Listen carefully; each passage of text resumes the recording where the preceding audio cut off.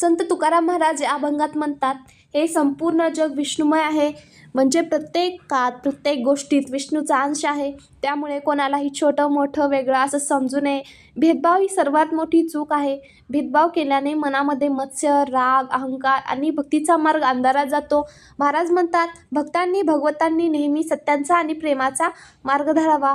जो दुसऱ्याविषयी मत्सर ठेवत नाही तोच खरा विष्णुभक्त आहे. तुकाराम महाराज शेवटी सुंदर उपमा देतात. देहाचं उदाहरण देऊन सांगतात, जसं शरीरातले सगळे अवयव एकमेकांशी जोडले आहेत. एकाला दुःख झालं तर सगळ्या शरीराला वेदना मिळतात.